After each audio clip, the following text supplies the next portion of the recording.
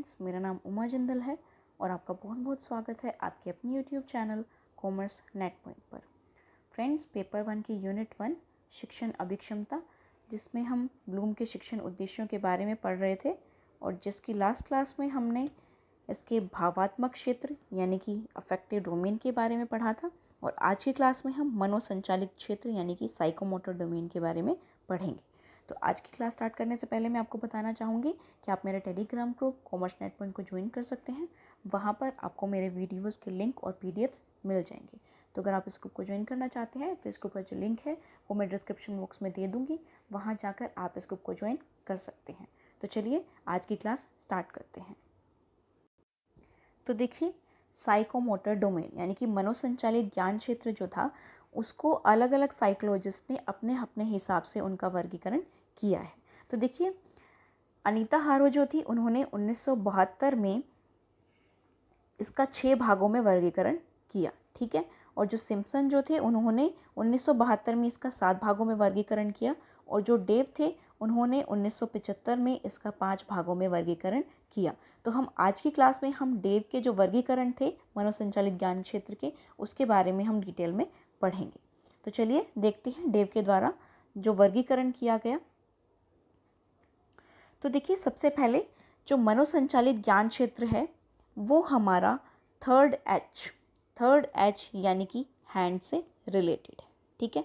तो इसके अंदर हैंड से क्या होता है, हैंड से हम क्या करते हैं, हम कुछ काम करते हैं, ठीक है। जब हम कुछ करके दिखाते हैं, कुछ करके दिखाना होता है, जब हमारा कोई भी काम है वो डूइंग से रिलेटेड होता है, तो वो किसके अंदर आता है, वो हमारा मनोसंचालित ज्ञान क्षेत्र के अंदर आता है, ठीक है। तो इसके अंदर सिर्फ ना कि हमारा हैंड बल्कि हमारे लेग्स जो हैं वो भी इंक्लूड होते हैं, क्योंकि हम सिर्फ हाथों से नहीं बल्कि अपने पैरों से भी काम करते हैं। अगर कोई रनिंग का काम है, कोई प्लेइंग का काम है, कोई गेम खेलने का काम है, तो वो हम किससे करते हैं, वो हम लेग से भी करते हैं। तो इसके अंदर सिर्फ हाथ नहीं बल्कि इसके अंदर पैरों का भी इस्तेमाल किया जाता है, ठीक है। तो जब भी कोई काम करने से संबंधित होता है, काम करने से संबंधित कोई शिक्षण का उद्देश्य होता है, तो वो किसके अंदर आता है, वो हमारा मनोसंचालित ज्ञान क्षेत्र के अंदर आता है, ठीक है। तो जो हमारे डेव के द्वारा 1975 में जो वर्गीकरण किया गया मनोसंचालित ज्ञान क्षेत्र का, हम उसके बारे में सबसे पहले डिटेल में पढ़ेंगे। तो देखिए, जैसा कि अभी तक हम पढ़ते आए हैं कि इनका जो वर्गीकरण किया गया है वो नीचे से ऊपर की ओर किया गया है, यानी कि जो सबसे पहला स्तर है वो सबसे सरल है, सरल से जटिल की ओर इनका वर्गीकरण किया गया है। तो सबसे पहला जो है स्तर वो सबसे सरल स्तर है और जो सबसे आखिरी स्तर है वो सबसे जटिल स्तर है, उसे सबसे लास्ट में प्राप्त किया जाता है, ठीक है। तो इसके लिए एक इम्पॉर्टेंट चीज़ और मैं आपको बता दूं पहले कि जो हमारा साइकोमोटर डोमेन है, साइकोमोटर डोमेन के जो उद्देश्य हैं उसकी प्राप्ति के लिए सबसे पहले ये ज़रूरी है कि हमारा सबसे पहले कॉग्निटिव डोमेन के जो कॉग्निटिव डोमेन को प्राप्त किया गया हो, सबसे पहले आवश्यक है। तो देखिए, सबसे पहले मैं आपको इसमें एक इम्पॉर्टेंट चीज़ बता दूं कि हमारे मनोसंचालित ज्ञान क्षेत्र के जितने भी उद्देश्य हैं उनको प्राप्त करने के लिए सबसे पहले हमारे कॉग्निटिव डोमेन के उद्देश्य प्राप्त होने चाहिए। उसके बाद जो हमारा अफेक्टिव डोमेन है उसके उद्देश्यों की प्राप्ति होनी चाहिए, तभी हमें साइकोमोटर डोमेन की उद्देश्यों की प्राप्ति हो सकती है। क्योंकि कॉग्निटिव डोमेन के अंदर हम सबसे पहले क्या होता है, हमें किसी भी चीज़ की जानकारी होनी चाहिए, ठीक है। उसके बाद अफेक्टिव डोमेन यानी कि हमारा उस काम में मन लगता हो, तभी हम कुछ करके दिखा सकते हैं, ठीक है। अगर हम हमें उस काम की जानकारी नहीं है और उस काम के अंदर हमारा मन नहीं लगता तो हम उस काम को करके नहीं दिखा सकते। इसलिए साइकोमोटर डोमेन के लिए हमें सबसे पहले ज़रूरी है कि हमें कॉग्निटिव डोमेन और अफेक्टिव डोमेन के जो उद्देश्य हैं वो प्राप्त हो चुके हैं, ओके। तो चलिए इसको हम डिटेल में पढ़ते हैं। तो देखिए, जो सबसे पहला स्तर है इसका वो है प्रतिरूपता यानी कि इमिटेशन। तो देखिए, इसमें किसी कुशल व्यक्ति या शिक्षक के कौशल को यथारूप में अपनाने का प्रयास किया जाता है।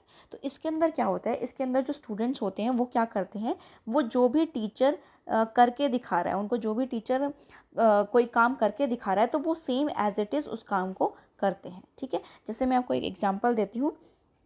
मान लीजिए कि कोई ड्राइविंग सीख रहा है, तो ड्राइविंग में क्या होता है कि जब वो कोई ड्राइवर कार को ड्राइव करके दिखाता है तो जो ड्राइविंग सीख रहा होता है वो क्या करता है, वो सेम एज इट इज़ उसको करके दिखाता है, ठीक है।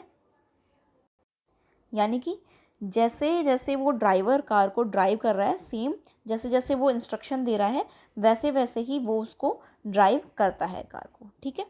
उसके बाद नेक्स्ट स्तर आता है इसका कार्य साधन या हस्तकौशल यानी कि मैनिपुलेशन। तो मैनिपुलेशन क्या होता है कि जैसे जैसे उसने इंस्ट्रक्शन दी तो उसने सीख लिया, उसने कुछ जो उससे सीखा उसके अंदर थोड़ी बहुत चेंजेस करके काम को करना, ठीक है। जैसे देखिए एक शिक्षार्थी मशीनी उपकरण आदि के प्रयोग करने का प्रयत्न करता है, यानी कि उसने जो चीज़ सीखी उसके अंदर वो थोड़ा सा चेंजेस करके उसको पता चल जाता है कि अब कौन सा काम किस टाइम पे करना है, तो वो अपने आप से उन चीज़ों को करने लग जाता है। जैसे कि मान लीजिए कि जैसे उसने कार सीखी, कोई व्यक्ति है उसने कार सीखी, तो वो क्या करता है, वो जब कार ड्राइव कर रहा है तो वो क्या करता है अपने जो साइड मिरर्स होते हैं उनमें बार बार देखता रहता है कि कोई गाड़ी तो पीछे से नहीं आ रही। अगर मान लो उसे टर्न करना है तो वो क्या करता है, वो बार बार अपने मिरर्स में देखता रहता है बिना इंस्ट्रक्शन के। उस टाइम उसको कोई भी इंस्ट्रक्शन नहीं मिल रही, लेकिन वो उसने क्या करा, उसने अपनी मेमोरी में इसको रख लिया कि मुझे ऐसा करना है, ठीक है।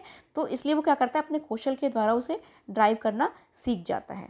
ओके, उसके बाद नेक्स्ट आता है इसका परिशुद्धता यानी कि प्रिसीजन।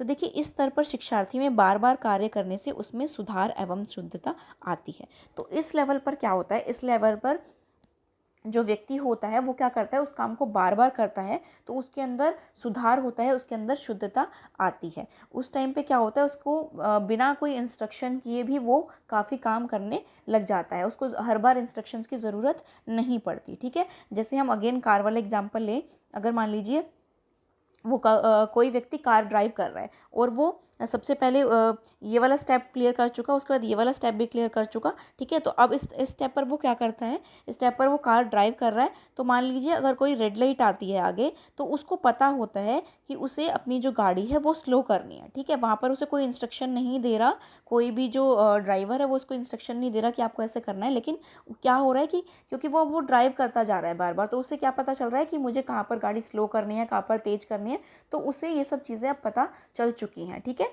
तो जैसे ही रेड लाइट आती है तो वो ऑटोमेटिकली क्या करता है, वो ऑटोमेटिकली अपनी कार को स्लो कर लेता है। ओके, उसके बाद नेक्स्ट स्तर आता है इसका स्पष्ट अभिव्यक्ति यानी कि आर्टिकुलेशन। तो ये भी क्या है, ये भी सतत वक्र अभ्यास पर निर्भर करता है, यानी कि जब कोई व्यक्ति जो है वो अभ्यास करता रहता है तो वो उस काम में क्या करता है, उस काम में और भी ज़्यादा, उस काम को और भी ज़्यादा अच्छे से करता रहता है, ठीक है। तो देखिए क्या होता है कि जैसे हम कार ड्राइव कर रहे हैं, ठीक है, कार ड्राइव कर रहे हैं, मान लीजिए कि हमें कहीं पर उस कार को पार्क करना है, ठीक है, उस कार को पार्क करना है। तो मान लीजिए सामने से कोई कार आ रही है तो हम क्या करते हैं, उसे रास्ता दे देते हैं, ठीक है, उसे रास्ता देते हैं। तो वहाँ पर वो चीज़ हमें किसी ने सिखाई नहीं है कि हमें अगर सामने से कोई कार आ रही है तो उसे रास्ता देना है। वो क्या हुआ, वो कैसे हुआ, वो ऐसे हुआ कि जब हम किसी काम को लगातार करते रहते हैं तो हमारा जो स्किल है, हमारी जो कौशल है वो उभर कर बाहर आते हैं और हमें ऑटोमेटिकली कुछ अलग सी चीज़ों का पता चलता है कि हमें इस टाइम पर ये काम करना चाहिए, ठीक है। तो ये चीज़ें किसी ने उसको सिखाई नहीं है, बल्कि वो उन्होंने अपने आप सीखी है लगातार अभ्यास के द्वारा, ठीक है। उसके बाद जो हमारा लास्ट स्टेप आता है वो आता है हमारा प्रकृतिकरण यानी कि नेचुरलाइजेशन। तो देखिए इसमें कौशल को आत्मसात किया जाता है और शिक्षक अनुरूप बनना, संशोधन करना, नई तकनीकों को नियत करना आदि गुणों को सीखता है, ठीक है। तो इसके अंदर क्या होता है, इसके अंदर जो व्यक्ति होता है वो उसकी प्रकृति बन जाती है, वो जो चीज़ उसने सीखी वो अपनी उसके अंदर क्या करता है, वो बिल्कुल अपने टीचर के जैसा बनना चाहता है, उसके अनुरूप बन जाता है। साथ ही साथ अगर कहीं पर कोई प्रॉब्लम होती है तो वो उनको संशोधित करता है और नई तकनीकों को भी बनाता है, ठीक है। सिर्फ इसके अंदर वो अपने शिक्षक के अनुरूप नहीं बनता, बल्कि अगर उसे लगता है कि कोई यहाँ पर न्यू टेक्नोलॉजी भी इन्वेंट हो सकती है तो वो उसको भी बनाता है, ठीक है। जैसे कि अगर मान लीजिए कि कोई कार ड्राइविंग का कोई प्रैक्टिकल हो रहा है तो वहाँ पर वो क्या करता है, वहाँ पर वो उसको क्लियर कर लेता है। कैसे, वो ना सिर्फ शिक्षक के द्वारा सीखी गई स्किल से बल्कि कुछ अपनी स्किल्स के द्वारा भी वो उस टेस्ट को पास कर लेता है, ठीक है। नई नई टेक्नोलॉजी अपना करके वो उस टेस्ट को पास कर लेता है, ठीक है। तो ये होता है हमारा नेचुरलाइजेशन। तो ये था हमारा साइकोमोटर डोमेन। तो यहाँ पर हमारे ब्लूम के जितने भी निर्देशात्मक शिक्षण उद्देश्य हैं वो कंप्लीट होते हैं। तो आज के लिए इतना ही। आशा करती हूँ आपको मेरा वीडियो अच्छा लगा होगा। अगर आपको मेरा वीडियो अच्छा लगा हो तो प्लीज़ इसे लाइक कीजिए, और अगर आप मेरे चैनल पर नए हैं तो चैनल को सब्सक्राइब करिए और साथ में बने बेल आइकन को प्रेस कर दीजिए ताकि वीडियो अपलोड होते ही आपको नोटिफिकेशन मिल सके। और इस वीडियो को ज़्यादा से ज़्यादा शेयर कीजिए ताकि आपके फ्रेंड्स और रिलेटिव्स भी इस वीडियो से बेनिफिट उठा सकें। और हाँ, कमेंट करना मत भूलिए कि आपको वीडियो कैसा लगा। Thank you.